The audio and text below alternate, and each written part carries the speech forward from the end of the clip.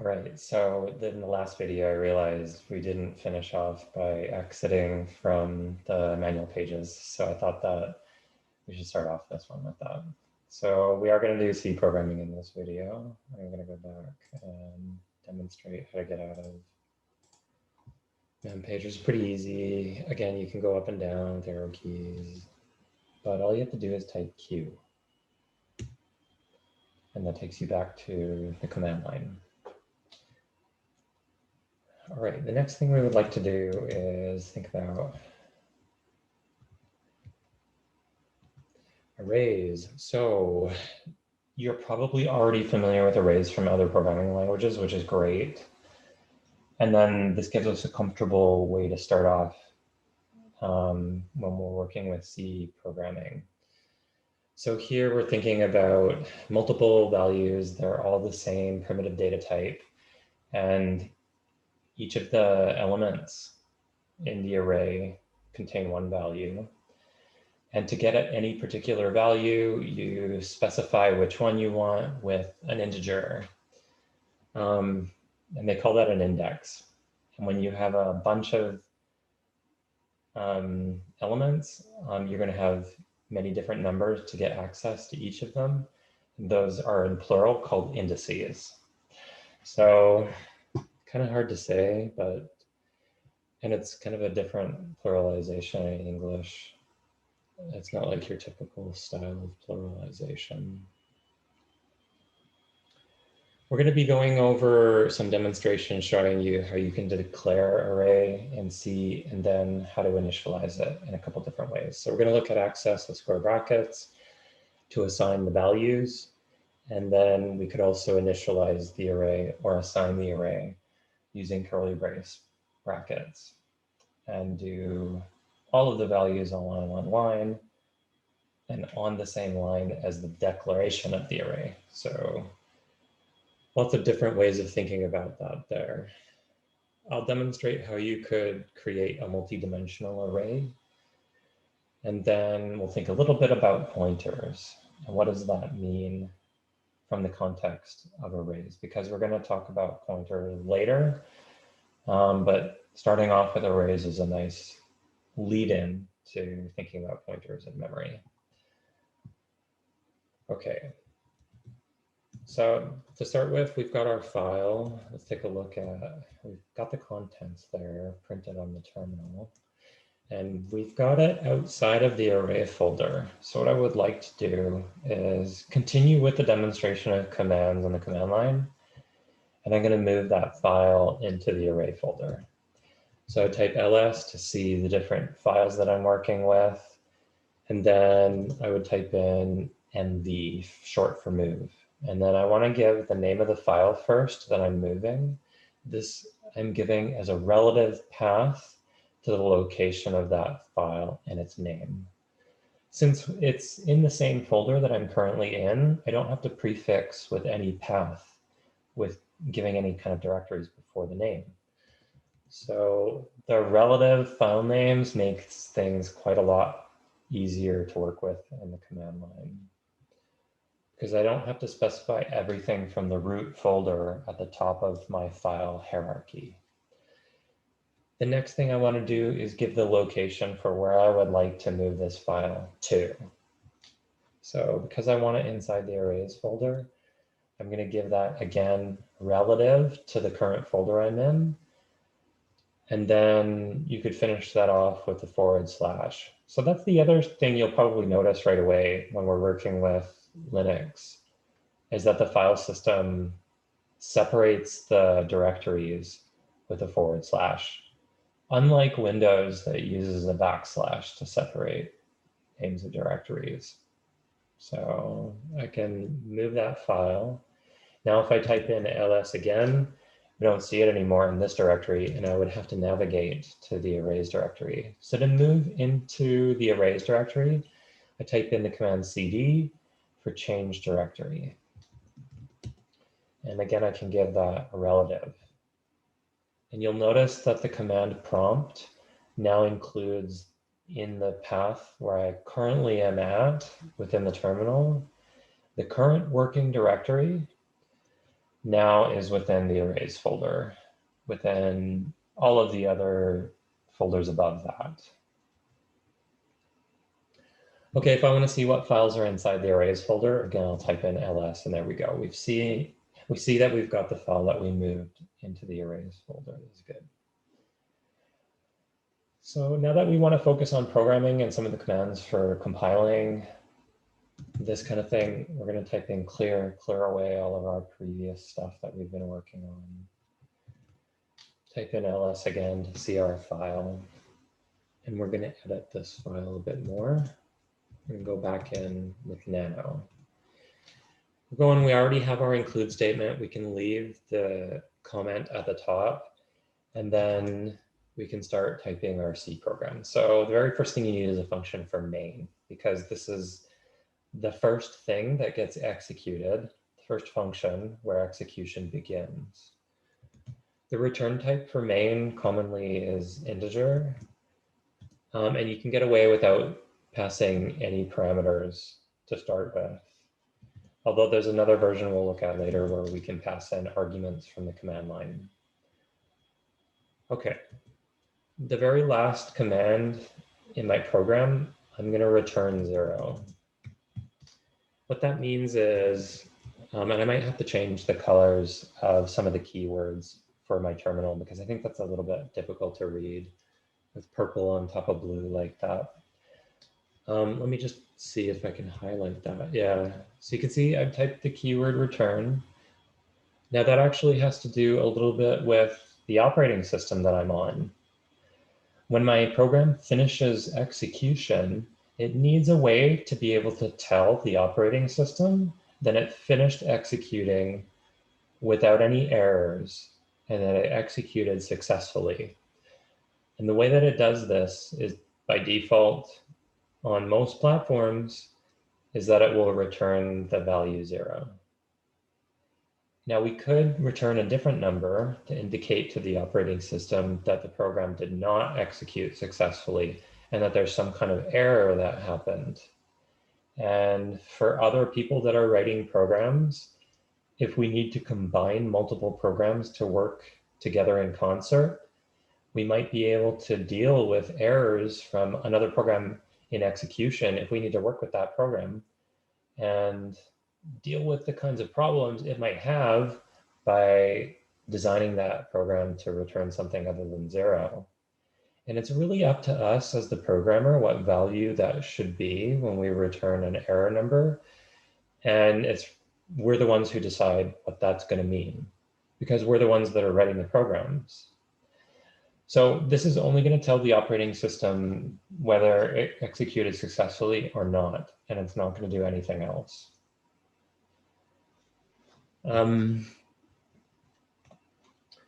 Okay. First thing we want to do is think about what's our data type for our array. So we're just going to stick with the most basic of data types. I'm going to start us off with int. And int takes up 4 bytes to store some kind of integer number. Now it's a signed value, and because there's 4 bytes, it means there's going to be 32 bits. So we can store very large values. I'm going to just call the array nums, and we have to give square brackets after the name to indicate that this is going to be an array that will have many elements of the data type int. We'll start off with only working with 3 just to keep things simple to help us pick things up quickly and move on. The next thing that we could do is assign values to our array. So the way I'm going to do that first is just give a value to nums to the first element at index 0 and give it the element value 10.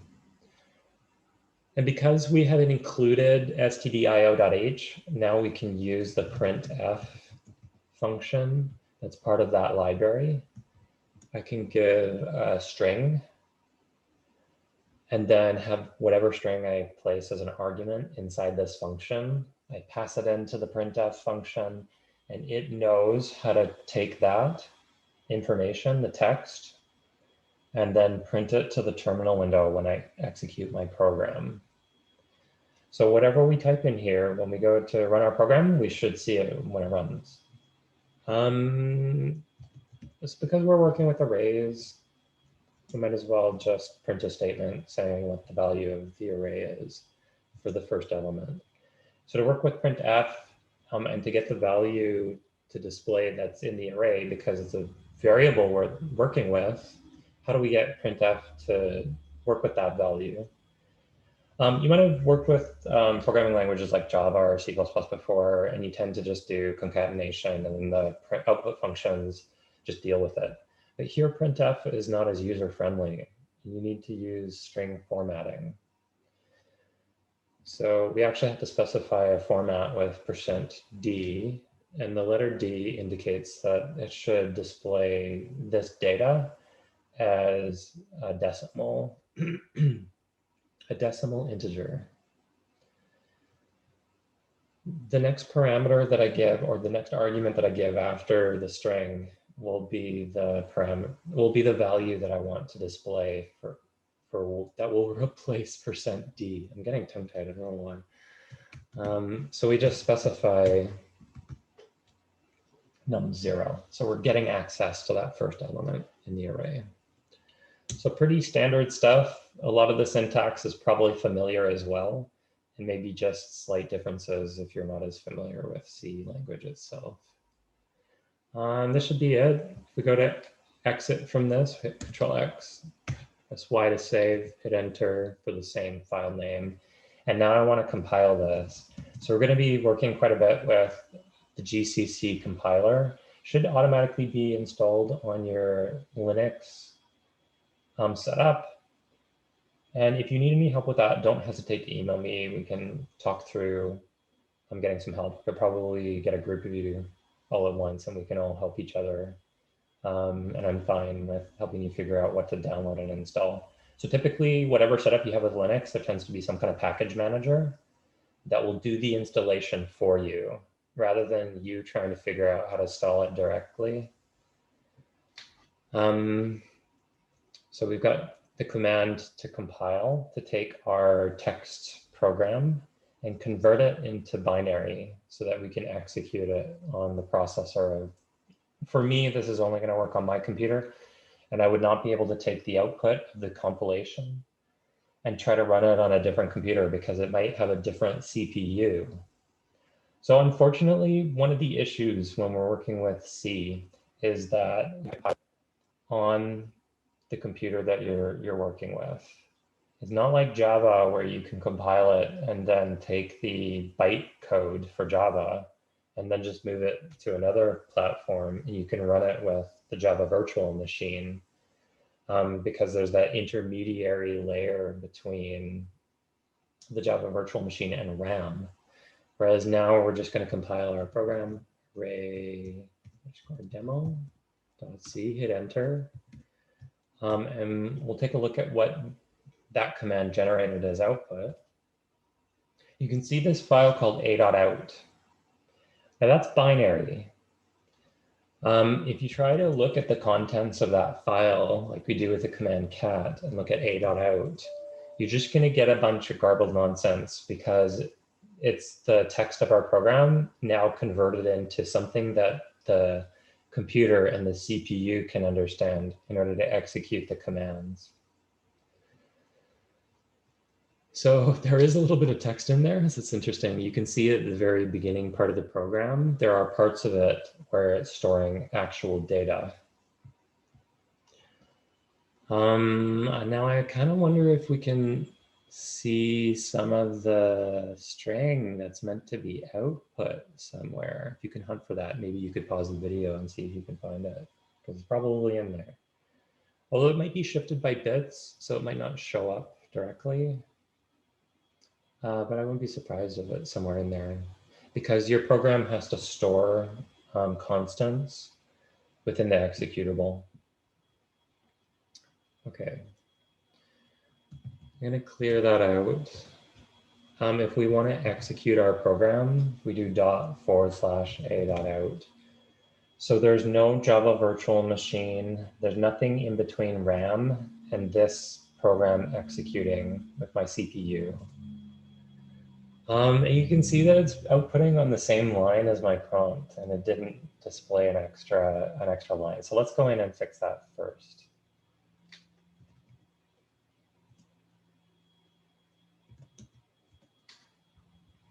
So one way we can do that is to go to our output statement, and at the very end, we can do \n. So we can, because we cannot represent an enter key press or a new line directly, we have to escape it and do / to represent with the character n. So those two together, / and n, represent the end of the line to move down to the next line. So probably a bunch of stuff that everybody's already familiar with. You press the arrow key up to get back to previous commands that you've typed, and we can compile again. And then a.out to run our program again. And now it's doing it on its own line. All right, so we can see the value of the array that we stored. I think the only other thing I would show you with GCC right now would be that what you really want to do is specify the output for the executable name, because you tend not to want to leave the name of your program as a.out. It's ambiguous. It doesn't tell you what it does. And it's not connected in any way to the name of the source code file that you might have programmed. So you always want to give your executable some kind of name like this with option -o. And then I just tend to stick with, if I'm only writing one source code file, I just give it the same name, and I don't give any file extension. So that might seem kind of strange. If you've done programming on Windows and you're familiar with executing programs in CMD, and you're very familiar with the extension .exe to run a program, you don't actually do the extension .exe in Linux. You don't even specify any file extension. So when we go to execute this command and we look at what we've got now, you can see the output is now called the name we specified, array demo. There's another couple set of options that we can use for ls that help display meta information about the files. When you do -l and a, it gives you the permissions on the left-hand side. We'll talk more about that later in the semester. The owner of the file. It gives you the size of the file in bytes, it looks like. So I've got my executables are around 16 kilobytes. And then the date for the file and the time it was created. And this might actually be last modified as well. So I'm kind of curious when I go to do that command again, just for a.out. And we look at the timestamp for a.out. And this was the last modification of the file, it looks like. Okay. It looks like we've got permissions for everything. So what I'm looking for when I see some kind of program that I'm going to execute, I want to see the X in the permissions to execute the program. Okay. Let's go back and finish up with our arrays and see a little bit more what we can do with them. I'm going to do a little bit more editing in Nano. Array demo.c, and we wanted to consider implicit initialization. So we do curly brace brackets on the same line as declaration. I'm going to do even numbers, and then we'll try printing all of the elements out in a loop to start with. I less than 3, I plus plus. I'll indent my block for the for statement. And I think to avoid any of the common errors, I'm actually going to do curly brace brackets around my for block, just to avoid anyone that might have issues coming from Python. It's not the indentation that gives you a block of code. It's the set of curly brace brackets surrounding the code. If I want to specify an index for which element and print that to my output, I can give that as an extra argument, and then the value I would be the first matchup for this first %d, and then the second %d will get matched up with this last argument, and we can refer to nums I for my loop to iterate through every element. And each one should be printed on its own line because we're doing \n at the end. That should be good enough, and we'll exit that, save it, and then we'll compile. I'll go back up, give it the same name as my source code file, and then I can execute with array_demo. And here we've got the output for the contents of every element in my array. For loops are much nicer to work with arrays because you could have many, many elements, and I don't want to type everything out by hand. So make sure you're taking advantage of loops that way. You're not always going to be able to specify the elements of an array. Let's consider in Nano, instead of doing an initialization list like this, we could set up before each print statement. Maybe we'll assign the values to the array in the reverse order, and maybe we'll print them in the reverse order. So how would I do that? There could be a couple ways I would do it. If you don't want to step through the iterations of your for loop by changing the variable, then the way I would actually step through the elements of my array backwards would be the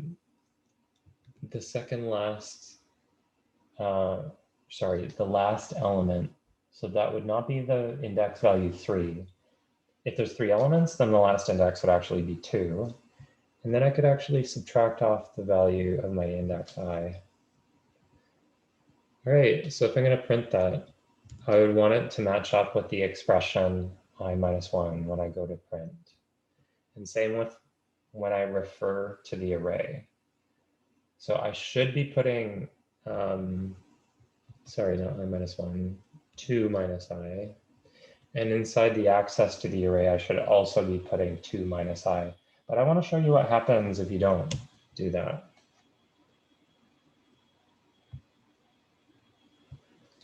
So let's see what happens when we're trying to access elements before they're assigned. So we declared our array, but we haven't actually assigned any elements to them. What happens?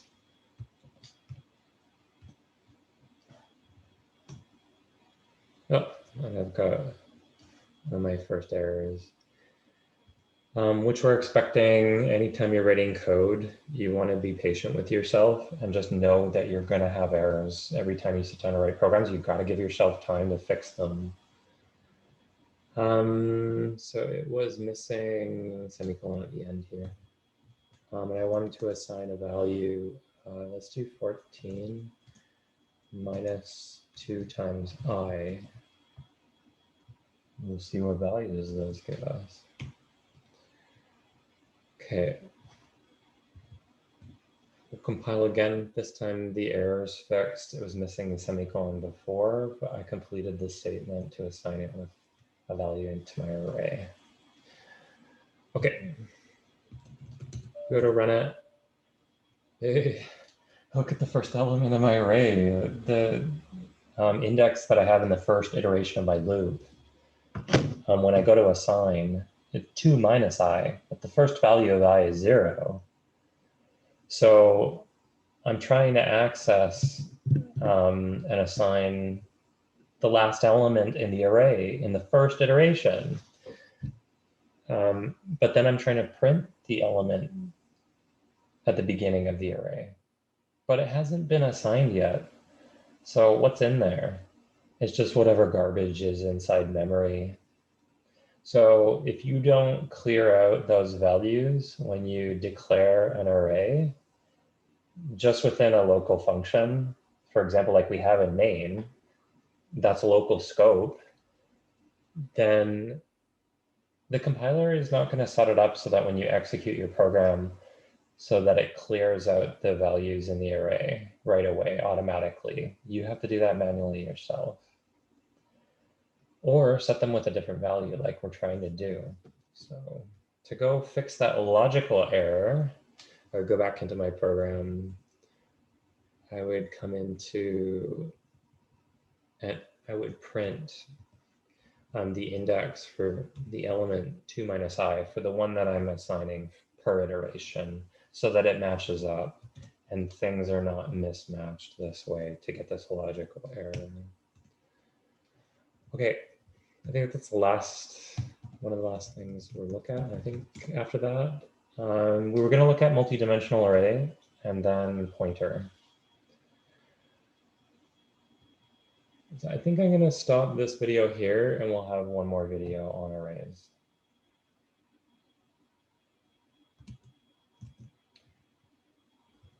We'll take another look at code. So 14, 12, 10. All right, good. So that matches up with our original array that we started with, just that we're treating it in backwards order. And there's nothing stopping you from being able to do that if you need to do that. So when you're working with data, keep in mind that you're not always going to be iterating over an array in potentially always in the forward order. You might need to be calculating and working with things in a different order like this. All right, we'll see you in the next video, and we'll think through the rest of the remaining output, have that ready to go in our next video. So multi-dimensional arrays and an array name is a pointer.